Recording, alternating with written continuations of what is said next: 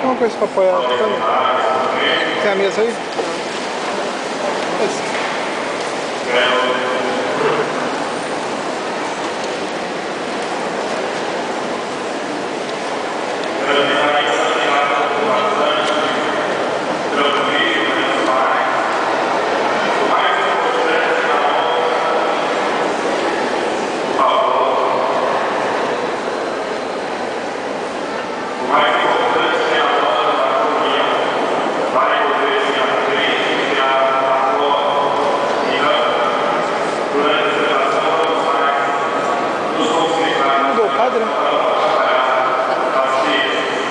Morrendo? A palavra de Deus. Como o povo de Israel andava caminho pelo deserto, conseguiram se alimentar com o maná, alimento generoso que Deus enviou do céu. O maná é o símbolo da Eucaristia, que é o sacramento do corpo e sangue de Jesus. Alimento para a nossa vida. Possamos chamar a atenção. Leitura do livro de Deuteronômio. Moisés falou ao Senhor. Também estou não ficar tirando a atenção deles ali, entendeu? Senão a gente fica deixando fez passar pouco e te alimentou e não vencia. Ele fez isso para que e o homem tem que viver não só de pão, mas de tudo aquilo que o Senhor faz. Lembra do Senhor que é o teu Deus, ele te tirou do Egito, onde eras escravo, e te conduziu através do deserto. Ele fez nascer água nas pedras para que matasse a sede, e te alimentou, que teus pais não conheciam. Palavra do Senhor. Graças a Deus. Ele pode falar. Deus, o salmo será exaltado.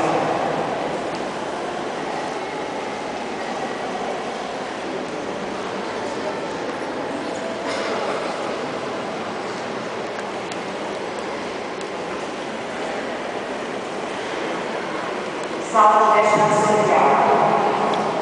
O cálice como nós abençoado é a nossa comunhão com o sangue de Jesus. O cálice como nós abençoado é a nossa comunhão com o sangue de Jesus.